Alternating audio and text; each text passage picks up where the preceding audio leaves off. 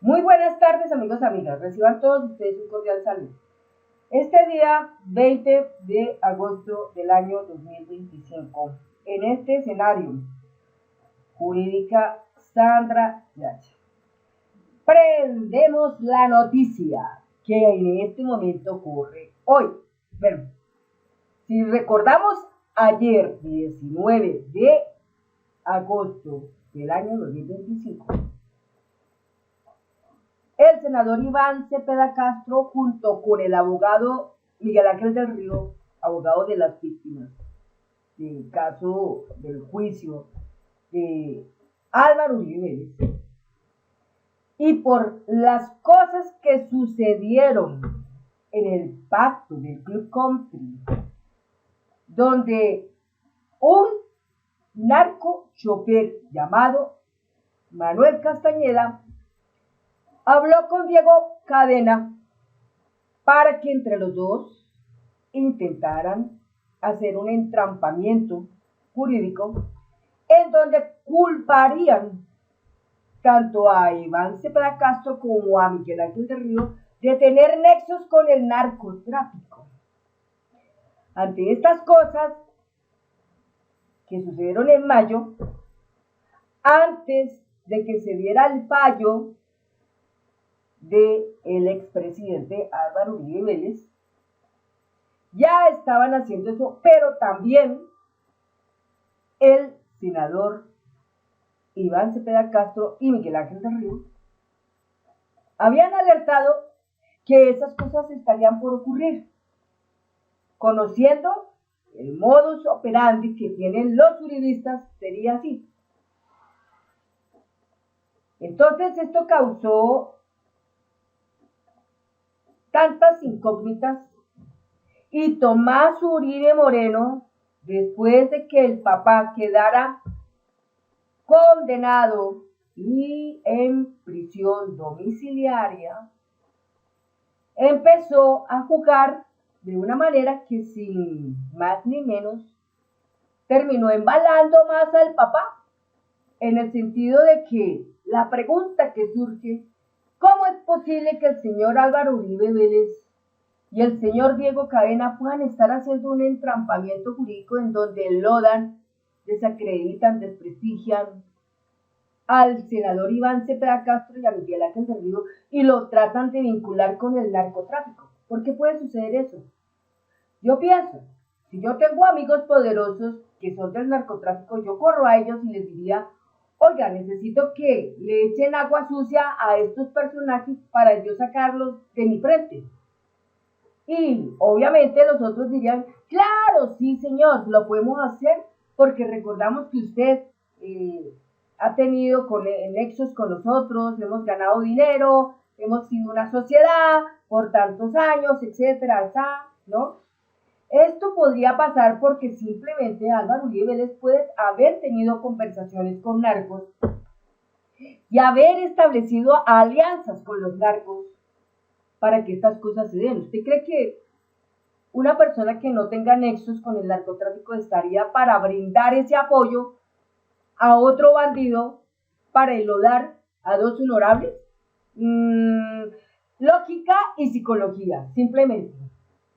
Entonces, bueno, todo eso pasó y ayer el señor Iván Cepeda Castro y Miguel Ángel del Río procedieron a hacer una carta derecho de petición ante la Cancillería de Colombia en Estados Unidos y solicitar las respectivas investigaciones sobre ese caso del narcotráfico allí. Entonces, ¿esto por qué se hace? Porque es que, como dice un dicho, si el río suena es porque piedras lleva. Posteriormente a eso, ante la tutela que presentó el abogado defensor de Álvaro Uribe Vélez, Jaime Granados, ante el Tribunal Superior de Bogotá, sacaron el fallo diciendo que, hombre, el señor Álvaro Uribe Vélez debe estar en libertad, mientras se decide lo de la segunda instancia. ¿Cómo la ven? Entonces, de todos modos, el señor Uribe está condenado, aun cuando tenga la libertad, está condenado a 12 años de prisión. Y mientras tanto, se dirá que es un condenado a 12 años de prisión hasta que no cambie esa situación en la segunda instancia. Pero, ¿qué está pasando también? Que Álvaro Uribe Vélez está promoviendo una severa, agresiva campaña contra la justicia colombiana y permanentemente ataca a la juez 44 y, como quien dice, también está atacando a magistrados del Tribunal Superior de Bogotá. O más bien, será que le está diciendo a esos personajes: sean mis aliados y yo les doy plata, compro la justicia en este país para estar libre, y si no es así, entonces los perseguiré, los intimidaré, los amenazaré y de pronto hasta los asesinaré. Pienso que las personas que manejan la justicia en Colombia, sobre todo magistrados y jueces, que tengan que ver con el caso de Álvaro Uribe Vélez, les temblará todo, en especial a los hombres, porque las mujeres han demostrado completamente diferente, pero a los hombres sí les tiembla todo. Les tiembla que los intimiden y que los persigan. Y prefieren entonces hacer ¿qué?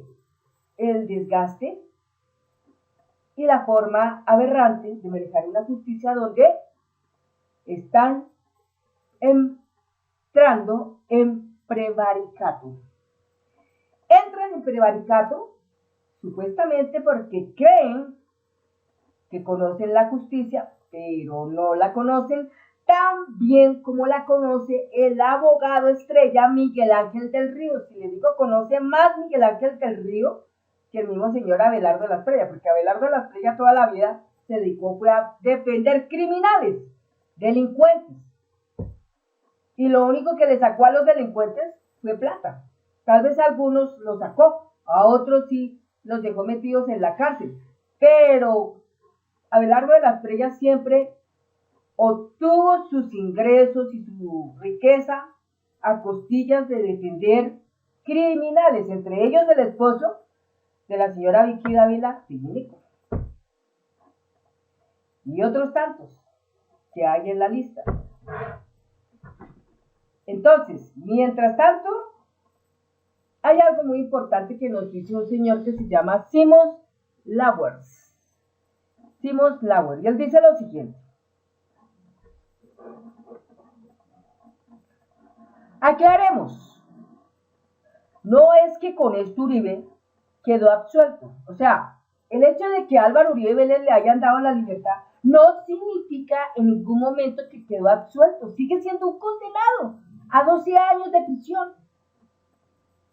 Y este fallo fue en primera instancia y el señor Uribe juega con ciertas herramientas del derecho, pasando por encima de el fallo de una juez de la República, como es la juez 44, y no solo eso, sino atacando la justicia colombiana, amenazándola y poniendo nuestra justicia colombiana en una cuerda donde la moverán allí los vecinos de nuestro país, los gringos, los americanos, quienes se meten y hacen injerencia en nuestro país para buscar ¿qué? Defender al señor Álvaro Uribe Vélez. ¿Cuál será la tal alianza tan fuerte que tiene Estados Unidos con Álvaro Uribe Vélez en materia de negocios? ¿Serán negocios lícitos o serán negocios ilícitos? Es lo que siempre los colombianos y las colombianas nos estamos todo el tiempo preguntando. La decisión del Tribunal Superior de Bogotá no está borrando la condena de primera instancia, que eso quede muy claro para los que son uribistas, para los que dicen que los petristas están que se revuelcan de ira. No, señores.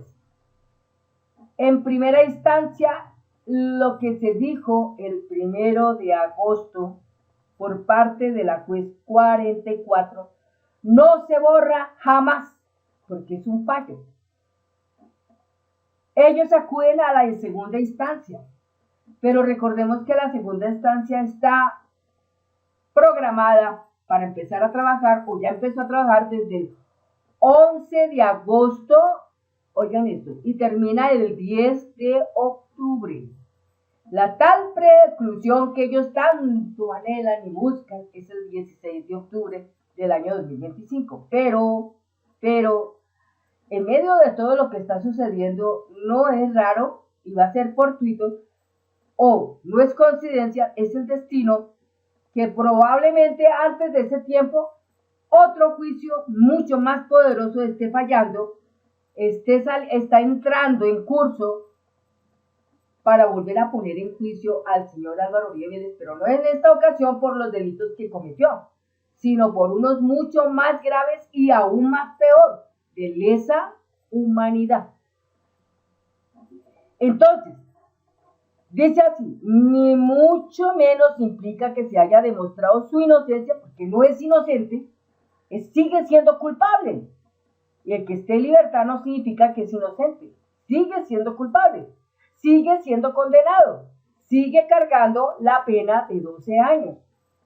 Es como si, digamos, está en un receso. Mientras se delibera el proceso de la segunda instancia. Lo que ocurre es que el tribunal consideró que la orden de privación de la libertad dictada por la jueza Heredia vulneraba el derecho a la libertad personal y que entonces debía seguir libre mientras se resuelve la segunda instancia. Eso fue lo que pasó acá. Entonces, ¿esto por qué pasa? Porque ayer un documento se generó en el Tribunal Superior de Bogotá y en ese documento hubo un fallo de una tutela a favor del expresidente Álvaro Uribe Vélez y ordenó de inmediato su libertad hasta tanto se defina la segunda instancia del fallo condenatorio en su contra. Algunos, por una pregunta que publiqué, preguntaban, ¿y dónde está el documento? Aquí está el documento. Este es el documento que emitió el Tribunal Superior de Bogotá, en donde habla de que resuelve que el señor Álvaro Uribe Vélez, condenado a 12 años de prisión, quede en libertad, mientras se resuelve la situación de la segunda instancia. Es preocupante observar estas cosas en el hecho de que, primero, estén hostigando a la justicia colombiana, segundo, pisotean el fallo de la justicia colombiana. El hecho del fallo de la juez 44 no obedece a ninguna persecución política, nada parecido, nada de eso. Está promovida por hechos contundentes, evidentes, que no se pueden tapar con el sol. Ningún momento se puede tapar con el sol frente a eso que está pasando. También dijo Simon Slaughter, dijo otra más, dijo, si se permite que Álvaro Uribe, condenado y privado de la libertad, utilice su detención domiciliaria como plataforma política, el mensaje al sistema penitenciario es devastador, porque otros reclusos podrían invocar el principio de igualdad y no discriminación para exigir el mismo trato. Es decir, peligroso lo que el señor Álvaro Uribe Vélez hace, porque incita a que se provoquen esos estados. Pero más aún, ahora, con esto, incitó pues que algunos presos empiecen a reclamar lo que él ya está haciendo, y entonces esto se vuelve un desorden total en la justicia. Y aquí es donde verdaderamente hay que prestarle atención, porque hay que definir prontamente una reforma a la justicia muy muy demasiado precisa, y eso parte de cómo la maneje el ministro de Justicia, cómo la maneje el ministro de Defensa, cómo la maneje la Fiscalía General de la Nación, cómo lo maneje la Procuraduría General de la Nación y cómo la manejen las Cortes, porque es delicado que este señor prácticamente en ritmo se puso por encima de la justicia. Y lastimosamente lo que estamos observando en este momento es que el señor Uribe está por encima de la justicia, de la ley, y prácticamente impera en el orden lo que diga el señor y no lo que diga la ley. Entonces, es de mucho cuidado, porque el señor está dándole ondas muy fuertes, pero muy fuertes a la criminalidad retenida de este país. Criminalidad retenida de este país. Y eso significa que la criminalidad retenida de este país podría en cualquier momento sublevarse, insubordinarse y terminar diciendo: hoy, mire, si el señor tal hicieron esto, ¿por qué nosotros no? Entonces empezarán a buscar el hecho de la igualdad y beneficios para ellos también, como los tiene el señor Uribe, que es pues algo que entra en debate. Otro punto para considerar: el día 17 de agosto también explicó algo Simon Flowers y dijo: les explico por qué Álvaro Uribe aún sigue escribiendo con X, e incluso hoy transmite un conversatorio con los candidatos del Centro Democrático teniendo en cuenta que está condenado y tiene casa por cárcel. Es claro que Uribe no está en libertad. Su lugar de reclusión en su residencia en Río Negro bajo vigilancia del INPEC. Sin embargo, la casa y cárcel no es lo mismo que estar incomunicado, como pasa con quienes están en detención intramural o en la cárcel, donde el acceso a internet y celulares suele estar prohibido. Y digo suele, porque no siempre es así. Así que en la práctica, quien está en casa por cárcel puede tener acceso a teléfono, internet, redes sociales, a no ser que el juez o la jueza de manera expresa restrinja esas comunicaciones por considerar, por ejemplo, que se pone en riesgo la investigación o la ejecución de la pena, incluso por temas de seguridad política. En este caso, la jueza Heredia no impuso en el fallo una prohibición expresa del uso de redes sociales para Uribe. Por eso, jurídicamente, no está incumpliendo la medida de publicar en X ni transmitir en vivo. Entonces, ahí hubo una falla, pero tremendo. Como les dije, el 19 de agosto, tanto el senador Iván Cepeda Castro como el abogado estrella Miguel Ángel del Río emitieron un documento que se presentó con derecho de petición a la señora canciller. Esto dice así: Iván Cepeda y Miguel Ángel del Río piden a Cancillería gestionar ante Estados Unidos información sobre eventuales investigaciones en su contra en medio de un plan ligado al caso Álvaro Uribe Vélez. Comunicado de prensa.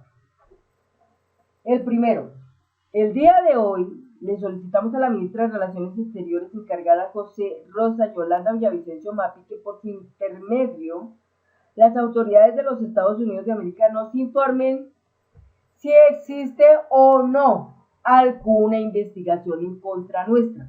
Esto es importante lo que ellos hicieron. Miren lo que pasa acá. Se supone que Diego Cadena con el narcochofer Manuel Castañeda pretendían enlodar la honra y reputación de Iván Cepeda Castro y Miguel Ángel del Río, cruzándolos con nexos del narcotráfico. Entonces, aquí inteligentemente, ¿qué hizo Iván Cepeda Castro y Miguel Ángel del Río? Pues simplemente acuden directamente a Estados Unidos por medio de la Cancillería y solicitan que en el orden emitan documentación si ellos están vinculados con el narcotráfico. Si ellos están vinculados con el narcotráfico.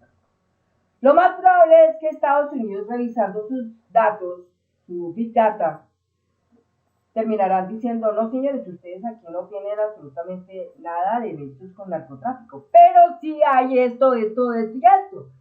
Y ahí es donde se va a la cuestión. que en medio de esto, otro golazo va a venir para el señor Álvaro Uribe Vélez, porque mira lo que pasa acá. Iván Cepeda Castro y Miguel Ángel del Río investigan si ellos están con nexos de narcotráfico en Estados Unidos, ¿no es cierto? Entonces Estados Unidos les devuelve y les dice, no, ustedes no tienen ningún nexo con narcotráfico, pero sí está pasando esto, esto y esto. Y es así, de esta manera que están buscando es que cuando les envían la información, muy probablemente digan, sí, aquí el señor Álvaro Uribe Vélez sí tiene esto y esto, y es ahí donde va a suceder lo que se llama la extradición para Álvaro Uribe Vélez. Es así interesante la jugada que hay acá. Entonces, por parte de estas agencias o el Departamento de Justicia, en caso afirmativo, si las leyes de los Estados Unidos lo permiten, se nos suministra la información disponible, o sea, denos la información disponible que tengan allá y se corrobora con la información que hay aquí en Colombia. Muy inteligente lo que hicieron aquí, porque esta es una manera de mostrar que Tomás Uribe Moreno embaló al papá por estar pendejeando en aras de violencia y de venganza. La jugó así y se quemaron.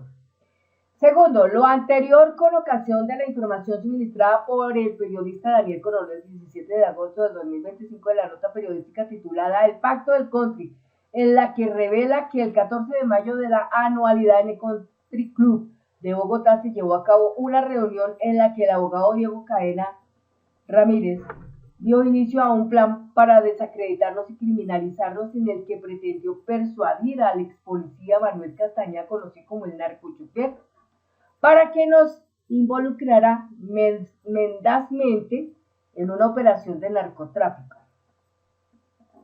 ¿Esto qué significa? Que si ellos se ponen a jugar con eso, ¿qué creen ustedes que podría pasar si Estados Unidos se da cuenta que ellos están jugando materialmente con las leyes de Estados Unidos y quieren hacer cosas terribles desde Estados Unidos para Colombia solamente por hacerle el daño a una persona honorable? Pues se le viene a Estados Unidos con toda la carga y ahí sí ya dicen, señores, aquí ni Diego Cadena ni Álvaro Uribe les pueden estar presos en Colombia, sino se los llevan para Estados Unidos a los dos por ese motivo. Es que miren cómo está la jugada, analicémosla y verán. Es increíble. Tercero, esta información coincide con una estrategia mediática perpetrada en las últimas semanas por Tomás Uribe Moreno y el Partido Centro Democrático, en la que de manera sistemática han intentado relacionar falsamente a Iván Cepeda Castro con la extinta guerrilla de las FARC y con el narcotráfico, así como una demanda interpuesta ante el Consejo de Estado con copia a la Corte Suprema de Justicia, en la que se le acusa falazmente de lavado de activos provenientes de narcotráfico y en la que fue suplantado el abogado Oscar Armando Díaz Campos. Es que, empezando por ahí, en el tercer punto, observar cómo Tomás Uribe Moreno, hijo de Álvaro Uribe Vélez, fue capaz de falsificar documentos utilizando la firma de un abogado y lo suplantan, con ello construyen una denuncia y la presentan en el Consejo de Estado y en la Corte Suprema de Justicia para hacerle daño a Iván Cepeda Castro. Terrible y aberrante todo lo que son capaces de hacer estas personas de los Uribe Vélez. Y la manera como amedrantan, como amenazan la justicia colombiana y a la juez 44. Y no solo a ella, sino todos los que se crucen en el camino para que impidan que el señor Uribe pague su condena o que pague sus delitos. Ellos estarán ahí y todo aquel que se atraviesa pues no le va a ir bien. Ese es el detalle. Entonces es delicado lo que expresa el senador Iván Cepeda Castro, tanto así que hasta ya le dijeron a Iván Cepeda Castro, por favor, postúlese como presidente para ser presidente de la República de Colombia. Así estarán las cosas tan tremendas. Solamente pienso que le deseamos una enorme energía para que le vaya bien, una enorme energía para que Dios, en el nombre de Dalai Lama, lo proteja de la mirada de la muerte y del mal de ojo que acecha a la persona de él, y está canalizada en el centro democrático totalmente, en el cambio radical totalmente y en otras personalidades que son completamente y altamente corruptas, es lo que puedo decir acá. Entonces, mire, amigos, amigas, yo les digo una cosa, documento existe emitido por el Tribunal Superior de Bogotá, donde solicitan que se le dé inmediata libertad al señor Uribe, pero no lo absuelven en ningún momento porque sigue siendo culpable, sigue siendo condenado, sino que mientras tanto estará en libertad mientras se resuelve la segunda instancia en el tribunal, que empezó a operar con 3 magistrados que esperemos no los hayan también amenazado o comprado, porque ya vemos que todo eso pasa así, y que empezó a operar el 11 de agosto y estaría por terminar el 10 de octubre. Entonces, al 10 de octubre sabremos ya definitivamente qué pasa con Uribe, si va a estar en la cárcel o no va a estar en la cárcel, pero mientras tanto hay que orar mucho a Dios para que este señor Uribe no emprenda planes maquiavélicos y macabros de venganza contra los que lo están hostigando, contra los que lo están acusando, contra los que están allá peleando para que pague todos sus errores, sus delitos, porque ese señor es muy supremamente vengativo. Ya nos mostró el calibre que tiene el tipo. Ya nos mostró que es capaz de matar 6.402 personas simplemente porque no le gustaban los guerrilleros. Ya nos mostró que es capaz de perpetrar masacres porque no les gusta la gente que ayuda a los guerrilleros. Entonces, ya sabemos quién es el tipo. Y sabemos el alcance bestial que tiene ese tipo para hacer daño. Bueno, amigos, amigas, hasta aquí llega el final de este video. Y muchas gracias y nos vemos en el próximo video. Hasta pronto.